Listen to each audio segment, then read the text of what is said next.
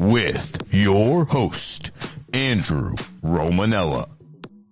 When you play Battle in Mario Kart and you don't turn off any of the items, there are bananas everywhere. I mean, it's like you're losing your balloons because you're slipping on bananas left and right. Bananas everywhere.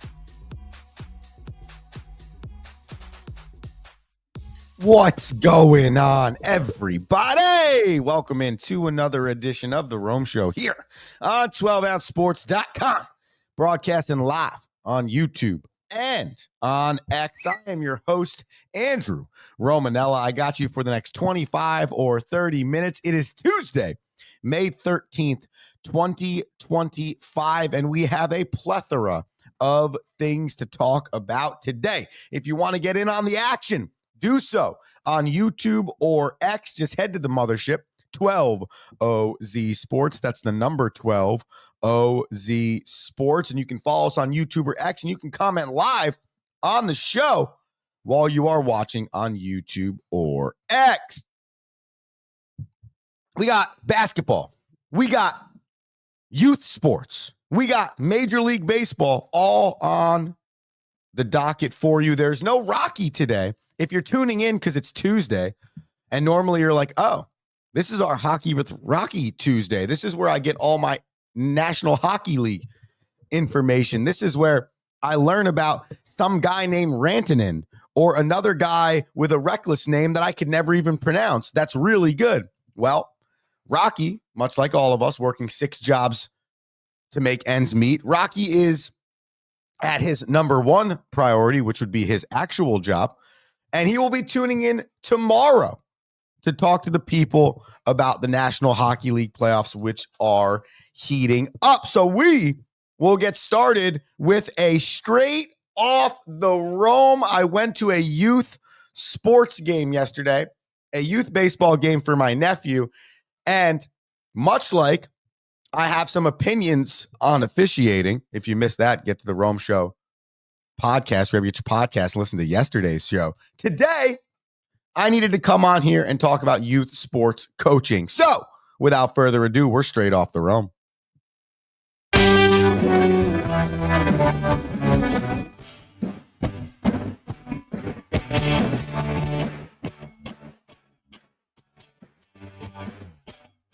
All right.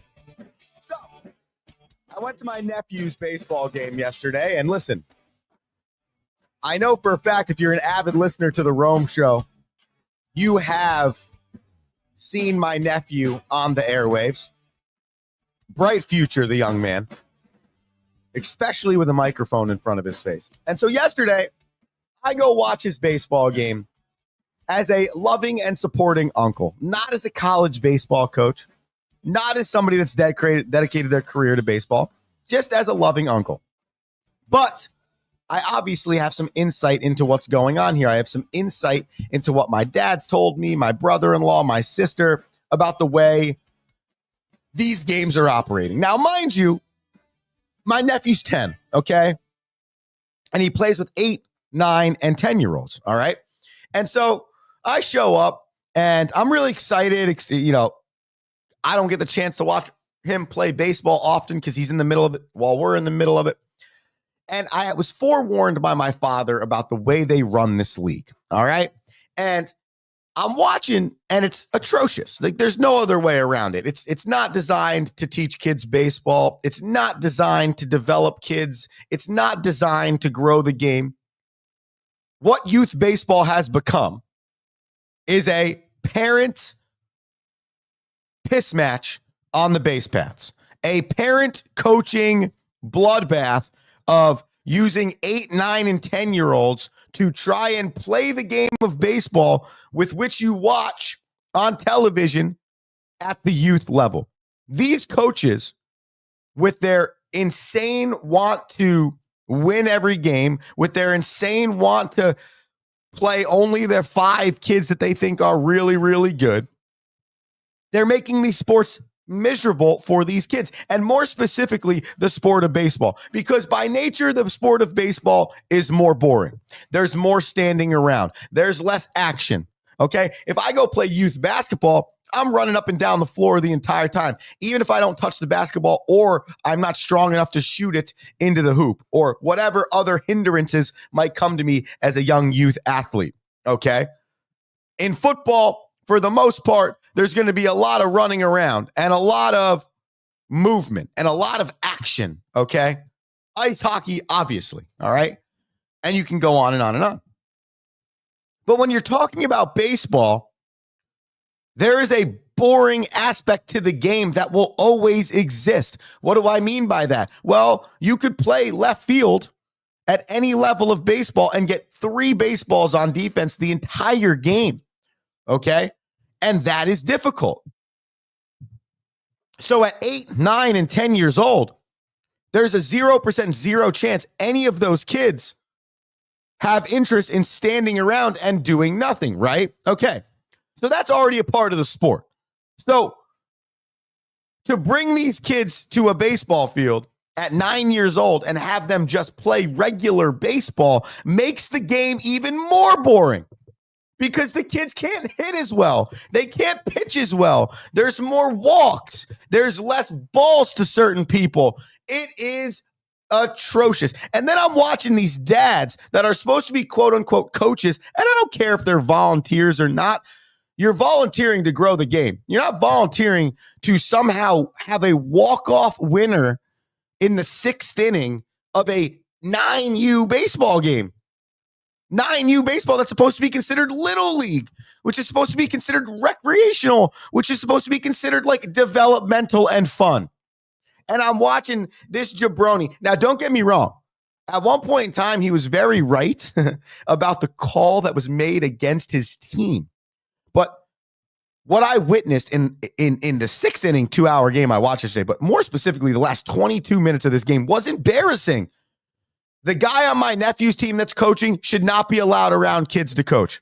He's on his cell phone half the time. He probably coaches 6 to 7 of the kids truthfully, but no, not really coaching, just screams at them to score runs or take. He gave my nephew a take sign. He gave a 10-year-old in a recreational baseball game the take sign. And we're wondering why kids don't like sports, more specifically baseball. We're wondering why it's hard to get kids to want to keep playing baseball. Well, no duh. If it's already boring by nature, if it's already a sport that goes a little bit slower than the others, if it's already a sport that has that component built in, at 8 and 9 years old, we shouldn't be playing games. We should be bringing in these kids to the field, ripping them 106 ground balls. So they're just like running around chickens with the head cut off, trying to figure out how to stop the ball, throwing them as many balls as possible, letting them hit as many balls as possible. We should be making the game fun, actually teaching them how to play, and not caring that there's a score, not caring who's winning, and not allowing kids that play travel baseball or baseball beyond the level of the town's recreational field to take away from the kids that want to learn the game. And so I'm sitting out here and I'm like pointing at this kid definitely never playing baseball.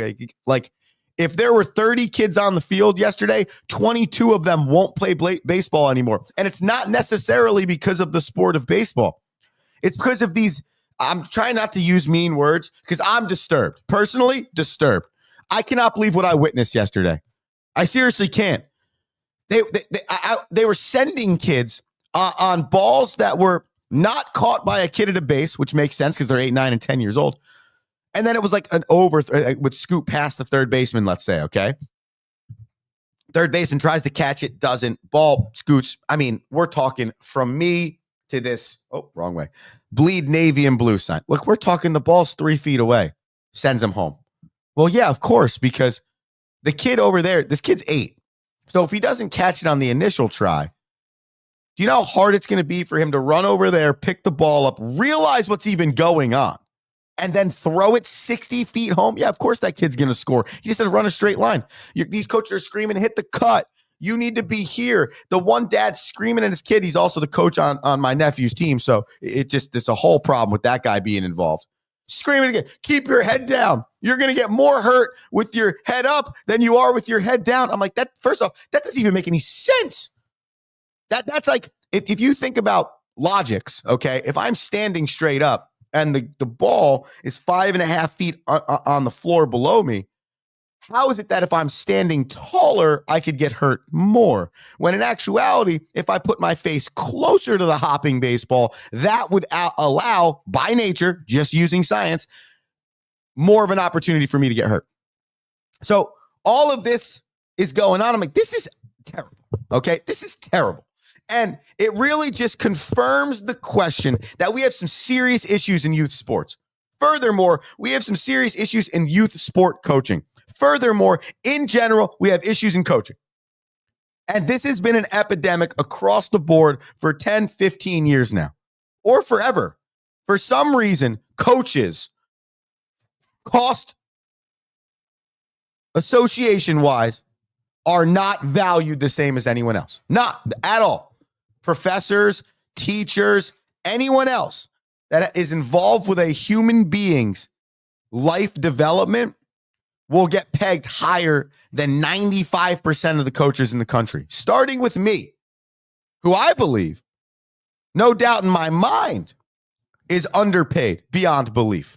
And that's not even me pretending like I'm good at my job. That's just the baseline of what a coach should get at the college level, what they're doing to help these kids graduate, get jobs, set themselves up for life, X, Y, and Z.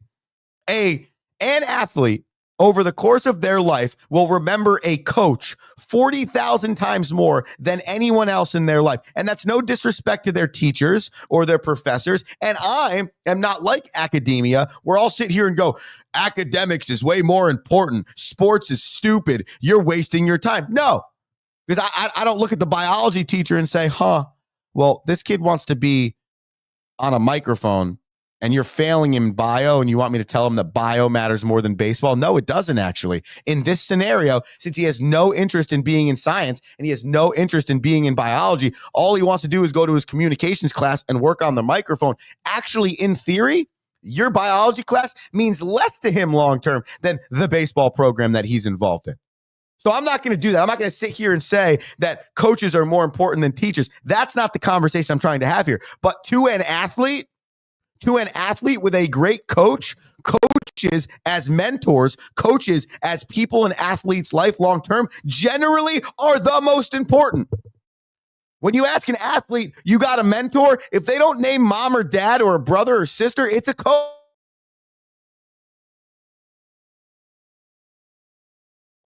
So by nature, coaches are generally underpaid or underappreciated. So I would get why at the youth level, when you're getting volunteers out there, they're, for lack of better words, atrocious or terrible or really bad at growing the game and really good at acting like clowns, okay? That look like, actually, it's not look like, that actually care about their 9U team winning the game instead of any of those kids getting better at baseball. It's embarrassing. It's going to hurt the game long-term. And I think that people in the opportunity to change whatever it is they can change in their specific sports group need to do that. Michael Day writes in, unfortunately, youth sports has become fantasy coaching camps for dads who were terrible athletes. I got to be honest with you, Michael, that's a phenomenal point.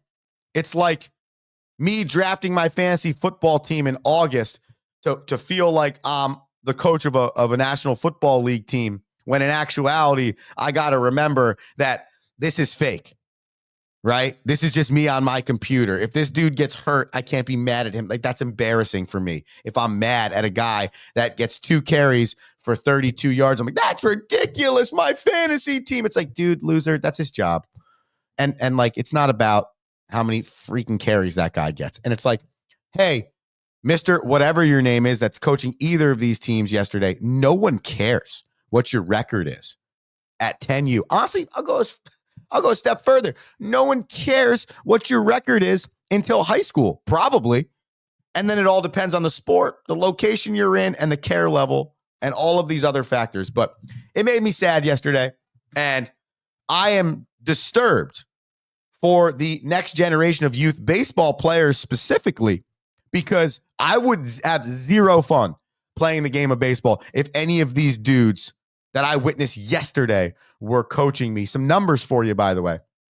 According to the 2024 National Parenting Survey, okay, and I got to do a little bit more research on this, but a little quick research, and our friend ChatGPT found that basketball is the highest percentage of youth sport played at 41.9% of youth playing basketball. And I believe that they define youth as 12 and under, since the kid is not a teenager. Soccer comes in at second at 24.1%, and baseball at third at 23.1%. Football technically comes in at 27%, but I don't count that because that is tackle and flag football combined, and that the two cannot be treated equally. Okay, so basketball, then soccer, then baseball are the primary played youth sports. And in my opinion, that baseball number will keep dropping if they don't get better coaches to learn and teach how to grow the game. We'll take a quick commercial break here on the Rome Show. When we come back, Rafael Devers refusing to play first base in Boston. Knicks win a big game 4 and maybe a little bit more. Andrew Romanella, the Rome Show, and you here on 12 OZ Sports.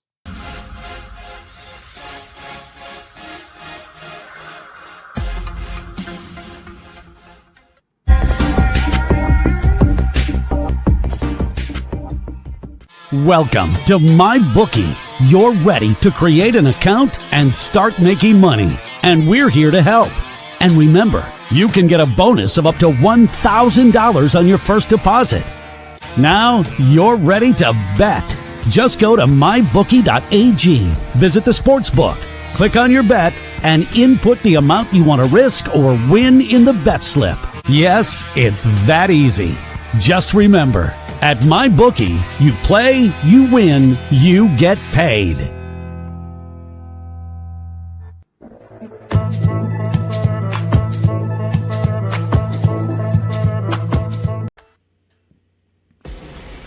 Need tickets to that next event?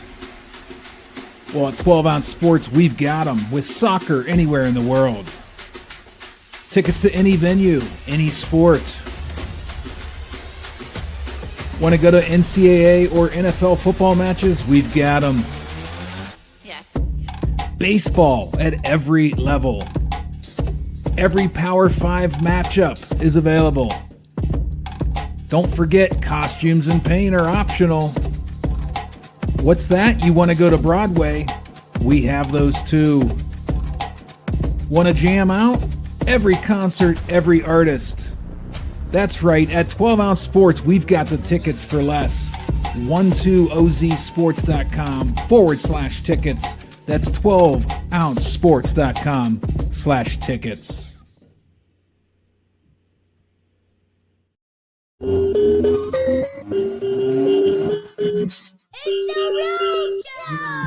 Yeah! The Rome Show. 12ouncesports.com. Broadcasting live on YouTube and, yeah, that's right, that's X. I wonder if they're ever going to come up with a new sounder for that. You know, because obviously it was Twitter, and that's a bird chirping. Now it's X. What would be the sounder for the letter X, you know? Interesting conundrum we have here. While we answer those questions, we talk to you about sports, because kind of that's our job. It is a sports talk show. If you missed my rant on youth sports coaching, my straight off the Rome to start the day, go to the Rome Show podcast, wherever you get your podcast, and go ahead and take a listen. Excuse me. Or go to youtube.com/12OZ Sports and follow us there. Before I give you the Rafael Devers story, just want to let you know, yesterday, the NBA draft lottery happened, okay? And with a 1.8% chance to get the first overall pick, the Dallas Mavericks were gifted the first overall pick. No one happier this morning than Nico Harrison, the general manager of the Dallas Mavericks, who sent Luka Doncic packing on February 1st during the trade deadline in the NBA. Pretty much sent about 100,000 Dallas Mavericks fans out the door because they did not want to root for their team anymore. But now Dallas, with miraculous odds, low odds, the lowest odds, gets the number 1 overall pick, and a guy named Cooper Flagg out of Duke will be coming out of the draft and is the presumed number 1 overall pick. If you look at your monitor, screen, whatever, or listen to me, here are your top 5 picks. The Mavs at number 1, the Spurs at number 2, the 76ers at number 3, Hornets at 4, Jazz at 5. Then it goes from there. San Antonio's got 2 picks in the top 14. They've also had 2 of the last 2 rookies of the year in Castle and Wembanyama. So not just a good day for the Mavericks, who presumably might get their next superstar off of Luka Doncic, but a really good day for San Antonio. You get Wemby back healthy next year. You got Castle. Can you take the next step with 2 top 15 picks and some good veteran talent on the board? Before I get to Devers, I might as well just stay in basketball and tell you that the Knicks won last night, 121-113, and the Timberwolves won last night. Okay, so those two take a nice little step forward in their series. The Timberwolves up 3-1, the Knicks up 3-1. Timberwolves game was 117-110. Brunson was elite last night for the Knickerbockers. 39 points in 40 minutes. That is literally the definition of efficiency. Karl Anthony Towns, 23 points on 11 rebounds, 4 scorers for the New York Knicks, 20-plus points last night, and this is what they need more of.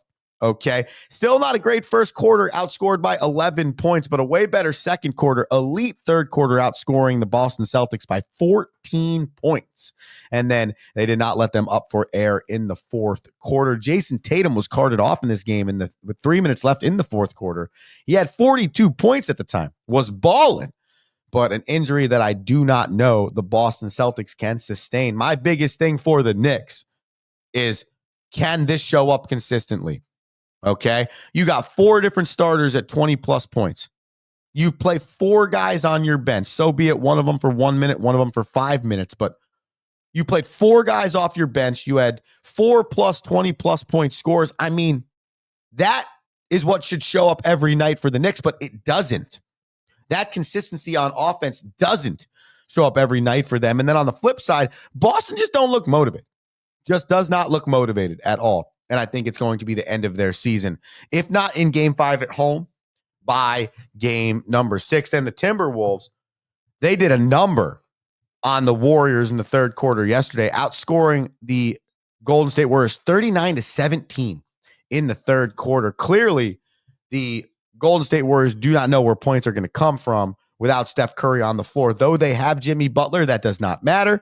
Without Steph Curry, it's a completely different team. Ant-Man had 30 points. They go back to Minnesota with a 3-1 series lead. Tonight, in the National Basketball Association, you have the Pacers and the Cavs, game 5. Pacers lead that series 3-1, and the Nuggets and the Thunder in Oklahoma City, game 5. That series is tied 2 apiece. And finally, Rafael Devers in Major League Baseball, Boston Red Sox designated hitter, okay, signed a lucrative $313 million contract very recently, I think 2023, with the Boston Red Sox. Was their third baseman, got moved off of third base because Alex Bregman was signed and wasn't that happy. They were going to possibly move him to first base. Then they asked him to DH. And now with a bunch of injuries, they're asking him to play first base. And Devers has essentially said no. He said this: I know I'm a ball player, but at the same time, they can't expect me to play every single position out there. They don't. In spring training, they talked to me and basically told me to put away my glove. No, they didn't. I wasn't going to play another position other than DH. That's not true.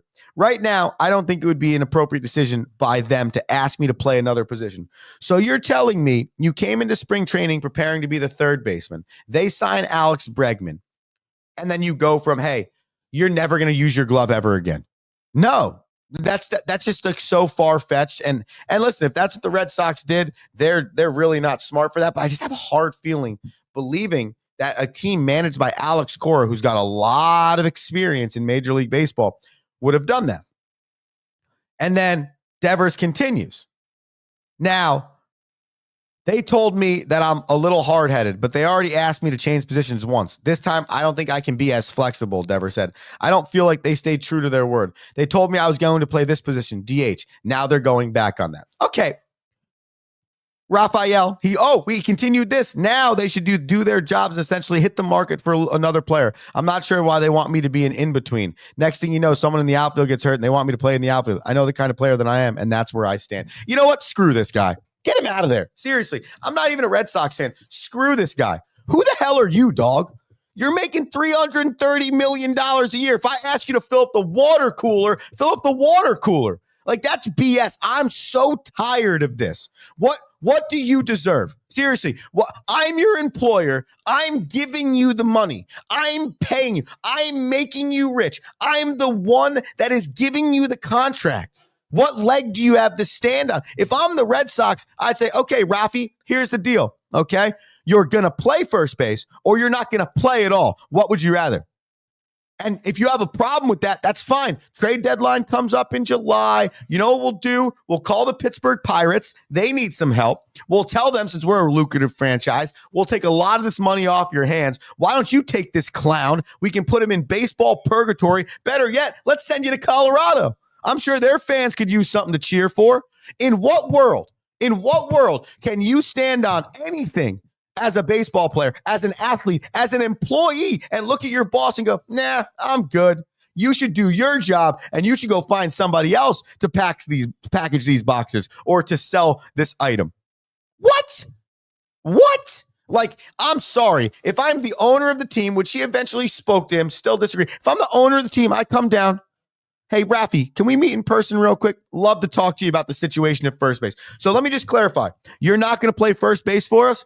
No. You told me I was playing DH all year. Right. Okay. Because that's how human life works. The one thing I told you in March, there's 0% chance that could ever change because of circumstances we have no idea are going to happen yet. You're right. You're right. Way to be mature about the situation.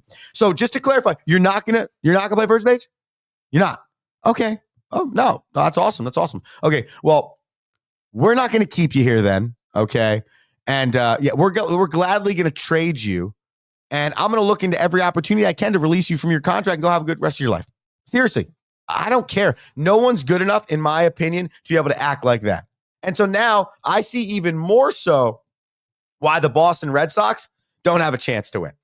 I have zero belief in the Red Sox to be a good baseball team the rest of the year. If you have a selfish beep on your team like that, who's making the most money? Nah, there's a 0% chance. If I was a Boston Red Sox fan, I'd put my jersey and my hat away. They're 22-21 anyways. You're playing in a good division. I would just put it away because there's a 0% chance you can be a good team with a selfish human being like that on your roster. Disturbing. Finally, in Major League Baseball, Bud Black was fired as the skipper of the Colorado Rockies after 9 seasons. He is the winningest coach in Colorado history. I want to talk to Rocky a little bit about this tomorrow, though it's not hockey, because I just feel like a team at 7-34, I don't care what type of head coach you are. The best you can improve that team is to like 10-31, 11-30. That's on the franchise. That's on the general manager. That's on the people that work up front. So we got to break that down. And then a cool story.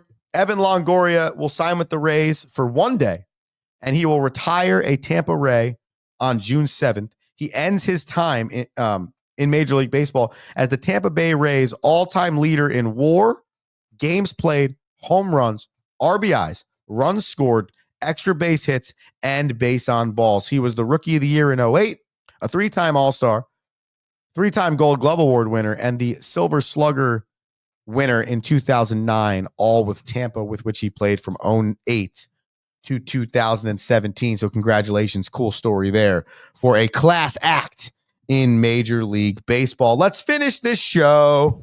Ba, ba, ba, ba, ba, na, na. What? Ba, ba, na, na.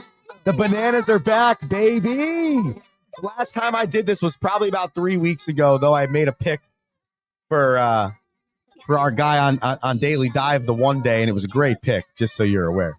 So the last record I had was 69-53. Okay, so that stands now, and let's get back into the mix here on our favorite segment of the show. I'm going to take two basketball games tonight. Right now, the Thunder are favored by 10.5 on the Nuggets. No, I'm going to take the Nuggets at the 10.5 outside of one blowout, which, by the way, I called. This has been a tight series. So I'll take the Nuggets at plus 10.5. Do I think OKC wins at home? Yes, but I don't think they win by more than 11 points. And I'll also take Nikola Jokic at 20-plus points. He's been over 25 a few times in this series, but he's also been hovering around 18 or 19 as well. I'm going to take the smaller of the two. I want to go 20-plus points and Denver at plus 10.5. And then finally, Indiana. They are underdogs by 7.5 tonight in game number 5. And I find that funny because, in my opinion, they've been dominating the Cleveland Cavaliers in this series. So that, to me, is an easy choice. I will take Indiana at the plus 7.5 or my daily bananas. And that, I guess, we can consider the home show here on a Tuesday. Hope you enjoyed it. I enjoyed it. I always enjoy it. Come back tomorrow morning at 7 a.m. when we talk more baseball, more playoff sports, and are joined by Rocky for a little hockey with Rocky. Until then, you have an electric Tuesday. And until then, Thank you for listening.